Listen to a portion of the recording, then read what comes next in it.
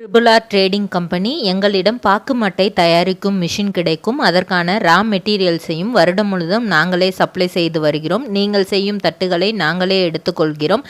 அதற்கான லோன் வசதியும் செய்து தருகிறோம்.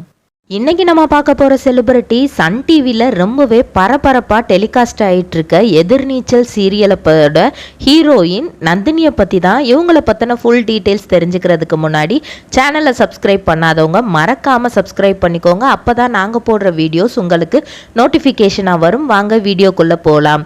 நந்தினியை அந்த சீரியலோட ஹீரோயின் அப்படின்னு சொல்கிறது ரொம்பவே ஆப்டாக இருக்கும். ஏன்னா மாரிமுத்து நந்தினி இவங்க ரெண்டு பேரோட காம்பினேஷனில் தான் எதிர்நீச்சல் சீசன் 1 வந்து அவ்வளோ சூப்பராக போச்சு. இப்போ அதை தொடர்ந்து எதிர்நீச்சல் சீசன் 2 எடுத்திருக்கிறாங்க.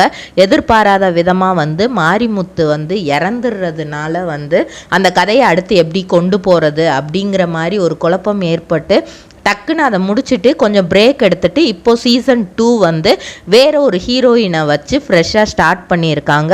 இதுலேயுமே ஹீரோயினை தவிர மற்ற எல்லாருமே சீசன் 1 இருந்த எல்லாருமே அப்படியே கலந்துக்கிறாங்க. ஸோ சீரியல் வந்து அஸ் யூஷுவல் வந்து அந்த பெண்களை நோக்கியே தான் வந்து போயிட்டுருக்கு. அந்த பெண்கள் எப்படி லைஃப்பில் சாதிக்க போகிறாங்க, இத்தனை ஆண் ஆதிக்கம் இருக்கிறதுல எப்படி சாதிக்க போகிறாங்க, இல்லை எமோஷ்னல் பிளாக்மெயில்ஸ் நிறையா இருக்குமா, இதெல்லாம் நோக்கி தான் வந்து கதைக்களம் போயிட்டுருக்கு. இதில் நந்தினியாக வர நந்தினிக்கு வந்து நம்ம எல்லாருக்குமே தெரிஞ்சவங்க தான். ஏன்னா வந்து நிறைய சீரியலில் இவங்களை நம்ம பார்த்துருப்போம். இவங்க வந்து புதுமுகம் கிடையாது. இவங்களோட உண்மையான பெயர் வந்து ஹரிப்பிரியா இசை. இவங்களோட பூர்வீகம் வந்து தஞ்சாவூர். இவங்க 1992ஆம் ஆண்டு ஜூன் மாதம் 5ஆம் தேதி பிறந்திருக்கிறாங்க. தன்னோட அப்பா அம்மா வந்து தஞ்சாவூராக இருந்தாலும் கொஞ்ச நாள்லேயே சென்னைக்கு வந்துட்டதுனால ஃபுல் அண்ட் ஃபுல் அவங்க சென்னையில் தான் இருந்திருக்காங்க. எஸ்ஆர்வி ஸ்கூலில் தான் படிச்சிருக்காங்க. ஸ்கூல் முடித்ததுக்கப்புறம் வந்து பிஎஸ்சி சைக்காலஜி படிக்கிறாங்க. அப்புறம் டிப்ளமோ இன் விஷுவல் கம்யூனிகேஷன் இது ரெண்டும் படிக்கிறாங்க. அதோடு விட்டுடுறாங்களா அப்படின்னு பார்த்தா அது கிடையாது. கிளாசிக்கல் டான்ஸில் வந்து எம்ஏ டிகிரி முடிக்கிறாங்க. அது மட்டும் இல்லாமல் யோகா டியூட்டராகவும் இருக்கிறாங்க.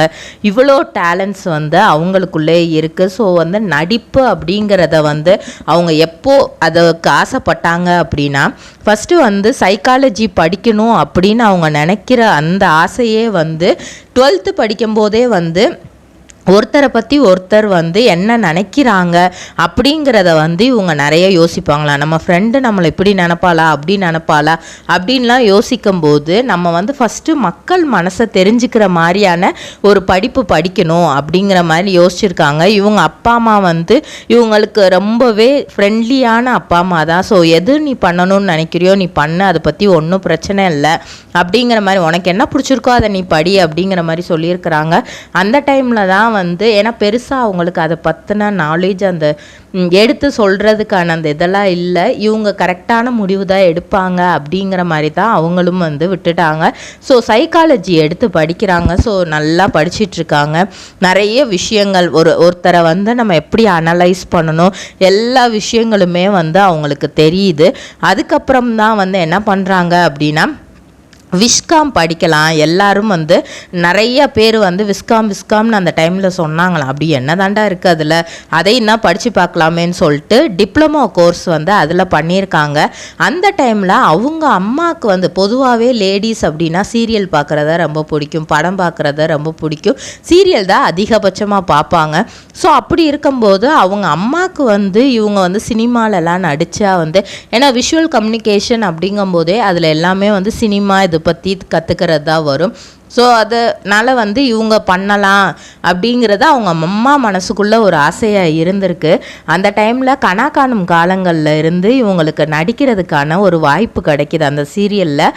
அது எப்போ இவங்களுக்கே தெரிய வருதுன்னா அவங்க அம்மாவுக்கு அப்புறம் தான் இவங்களுக்கே தெரிய வருது. அவங்க அம்மா வந்து ஏன்னா கனா காணும் காலங்கள் அந்த டைமில் வந்து என்ன பண்ணியிருக்காங்கன்னா ஓப்பனாக ஆடிஷனுக்கு யாரெல்லாம் வரலாம் அப்படிங்கிற மாதிரி விஜய் டிவி ஒரு இது டெலிகாஸ்ட் பண்ணுறாங்க. அப்படி இது பண்ணும்போது ஆடிஷனுக்கு வந்து அவங்க அம்மா இவங்களை கூட்டிகிட்டு போகிறாங்க. அப்ளிகேஷன் போட்டு ஃபுல் அண்ட் ஃபுல் நீ இதில் பண்ணுமா பிரியா நீ இதில் பண்ணினா கண்டிப்பாக உனக்கு ஒரு நல்ல ஸ்கோப் இருக்குது, நீ தாராளமாக இதை பண்ணலாம் அப்படின்ட்டு நிறைய அவங்களே என்கரேஜ் பண்ணுறாங்க. பொதுவாக எந்த ஒரு அப்பா அம்மாவும் வந்து சினிமாவுக்கு அப்படிங்கும்போதே நிறைய யோசிக்க தான் செய்வாங்க. ஆனால் இவங்க வந்து எந்த விதத்துலையுமே வந்து யோசிக்கவே இல்லை. அவங்க அம்மா வந்து அப்பா கிட்ட நான் பேசிக்கிறேன், அப்பாவை நான் கன்வின்ஸ் பண்ணுறேன் அப்படின்னு சொல்லிட்டு அவங்க அப்பாவையும் இவங்க தான் கன்வின்ஸ் பண்ணியிருக்காங்க. கன்வின்ஸ் பண்ணிட்டு என்ன நம்ம போய் என்ன இது பண்ண போகிறோம் அப்படின்னு சொல்லிட்டு பொதுவாக ஆடிஷனுக்கு எல்லோரும் எதோ மாதிரியெல்லாம் வந்து பெர்ஃபார்ம் பண்ணுவாங்க. ஆனால் இவங்க போய் வந்து தைரியமான ஒரு பாரதியாரோட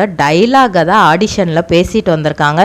பேசிட்டு வந்துட்டாங்களாம் அஸ் யூஷுவல். இதுக்கப்புறம் நம்மளோடது அப்போது விஸ்காம் படிச்சுட்டு தான் இருந்தாங்களாம். ஸோ வந்து நம்ம பாட்டுக்கு படிப்போம், அது என்ன நடக்குதோ நடக்கட்டும் அப்படின்ட்டு 2011 அந்த சீரியல் டெலிகாஸ்ட் ஆகுது.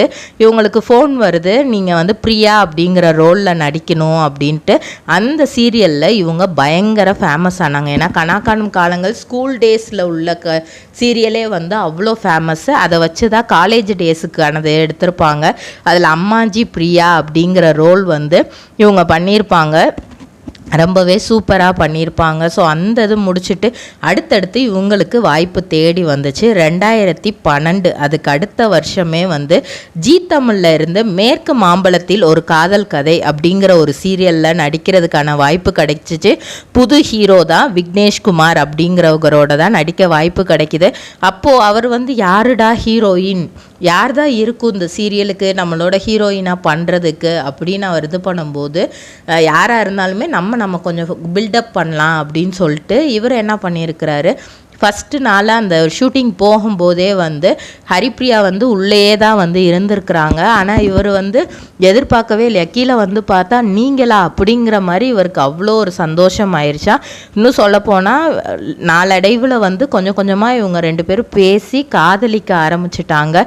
காதலிக்க ஆரம்பித்து அந்த சீரியல் நடந்துக்கிட்டு இருக்க டைம்லே 2013 செப்டம்பர் 23 அவங்களுக்கு வந்து ரொம்பவே மறக்க முடியாத நாள் அப்படின்னு அவங்க ஷேர் பண்ணியிருக்கிறாங்க. ஏன்னா 2012 நவம்பரில் வந்து அந்த சீரியல் நடிச்சிட்டு இருக்கும்போதே 2 பேரும் லவ் பண்ணியிருக்காங்க. வீட்டில் சொல்லியிருக்கிறாங்க, ஓகே 2 பேரும் ஒரே சீரியலில் நடிக்கிறீங்க, ஓகே கல்யாணம் பண்ணிக்கோங்கிற மாதிரி 2 சைடில் இருந்தும் ஓகே ஆயிடுச்சு. நவம்பர் 2012 கல்யாணம் நடக்குது. 2013 செப்டம்பர் 23 இவங்களுக்கு ஒரு அழகான ஆண் குழந்தை பிறக்குது, சாய் பிருத்வி.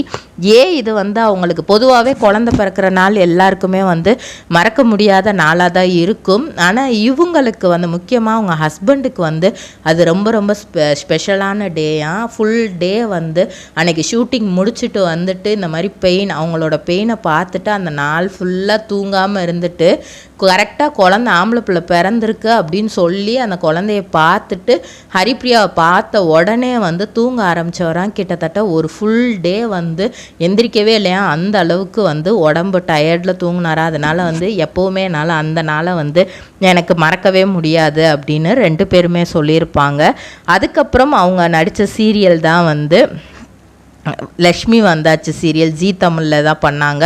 அதுலேயுமே நல்லா பண்ணியிருப்பாங்க. அதுக்கப்புறம் இஎம்ஐ தவணை முறை வாழ்க்கை அப்படிங்கிற சீரியலில் லேக்கா அப்படிங்கிற ரோல் பண்ணியிருப்பாங்க. அது முடித்ததுக்கப்புறம் விஜய் டிவியில் கல்யாணம் முதல் காதல் வரை சீரியல் 2016-17 பண்ணாங்க. அந்த சீரியல் முடிஞ்சதுக்கப்புறம் பிரியமானவள் அப்படிங்கிறதுல இசைப்பிரியா அப்படிங்கிற ரோலே பண்ணாங்க. இந்த சீரியல் வந்து ரொம்ப ரொம்ப அவங்கள வந்து தூக்கி கொடுத்து அந்த டைமில் வந்து ஹரிப்ரியா எந்த சீரியலில் நடித்தாலும் அந்த ரோலுக்கு அப்படியே ஆப்ட் ஆகிருக்கிறாங்க. அதுக்கப்புறம் விதி அப்படிங்கிற சீரியலில் மைத்திலி அப்படிங்கிற ரோல் பண்ணியிருக்காங்க. எல்லாமே நல்லா தான் அப்படியே வரிசையாக அவங்களுக்கு கிடைச்சத ரோல் ஃபுல்லாக பண்ணிட்டு வந்திருக்காங்க. அப்புறம் விஜய் டிவியில் ரொம்ப ஃபேமஸான சரவணன் மீனாட்சி சீரியலில் ராதிகா அப்படிங்கிற ரோல் பண்ணுறாங்க 2018. அதுக்கப்புறம் சன் டிவியிலேருந்து இவங்களுக்கு ஒரு ஆப்பர்ச்சுனிட்டி கிடைக்கிது கண்மணி அப்படிங்கிற சீரியலில் நடிக்க. ஆனால் என்ன ரோல் அப்படின்னா நெகட்டிவ் ரோல் அப்படின்னோடனே இவங்க ஃபஸ்ட்டு வந்து இல்லை அது வந்து டோட்டலாக என் கேரக்டருக்கு நீங்கள் சொல்கிறது வந்து ஆப்போசிட்டாக இருக்குது.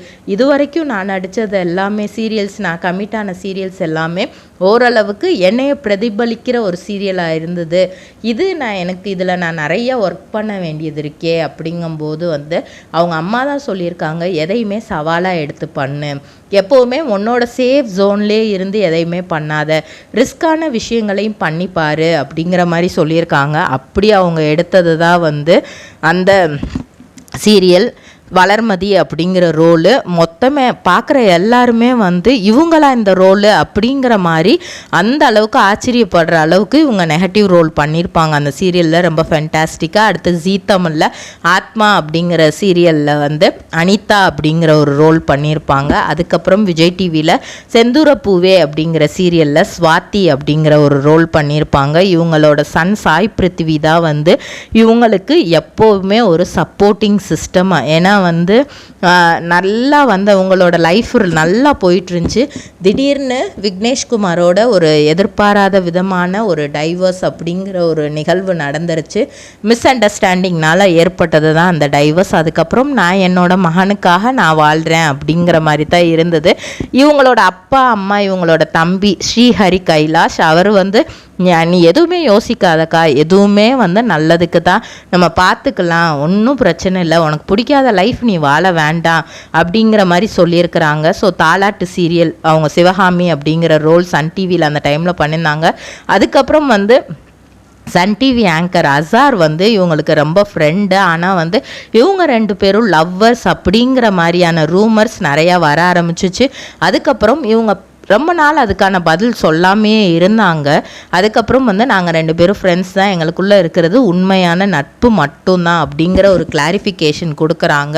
அதுக்கப்புறம் தான் எதிர்நீச்சல் சீரியலில் வந்து அவங்க நடிக்க ஆரம்பிக்கிறாங்க.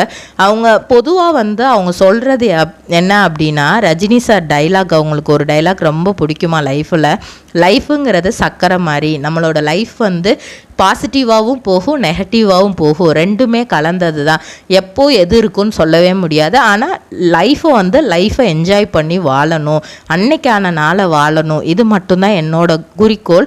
நான் என்னோட பையனை வந்து ஒரு நல்ல நிலைமைக்கு கொண்டு வரணும், அவனுக்கு நல்ல டிசிப்ளின்ஸை சொல்லி கொடுத்து வளர்க்கணும் அப்படிங்கிறது தான். எங்களோட மேரேஜ் லைஃப் ரொம்ப ஸ்மூத்தாக தான் போச்சு. எதிர்பாராத விதமாக நடந்த 2 பேரும் பேசி தான் நாங்கள் பிரிஞ்சோம். அதை பற்றி எனக்கு கவலை இல்லை. ஏதோ ஒரு சூழ்நிலை பிரிய வேண்டியது வந்துருச்சு, அதை பற்றி நான் அடுத்ததாக அதை யோசிக்கிறதாவே இல்லை அப்படிங்கிற மாதிரி சொல்லியிருக்காங்க.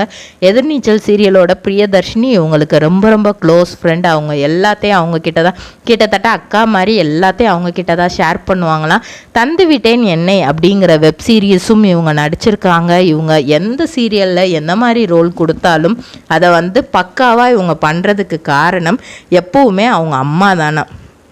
அவங்க ரொம்ப டென்ஷனாக இருக்கும்போது வீணையை எடுத்து வாசிக்க ஆரம்பிச்சிருவாங்களாம். வீணை வாசிக்கிறதுனா அவங்களுக்கு வந்து அவ்வளோ பிடிக்குமா. எல்லா ஸ்ட்ரெஸ்ஸையும் மறந்து ஒரு பீச் சைடு போயிட்டு நம்ம வந்து லைஃப்பில் எது இருந்தாலும் பரவாயில்ல, நம்ம சமாளிச்சிருவோம் அப்படிங்கிற தன்னம்பிக்கையும் தைரியமும் எனக்கு அது ஒவ்வொரு நாளும் கொடுத்துக்கிட்டே இருக்கும் அப்படிங்கிற மாதிரி சொல்லியிருக்கிறாங்க. இதே மாதிரி பல செலிப்ரிட்டிஸோட பயோகிராஃபி தெரிஞ்சுக்கிற சேனலை மறக்காமல் சப்ஸ்கிரைப் பண்ணிக்கோங்க.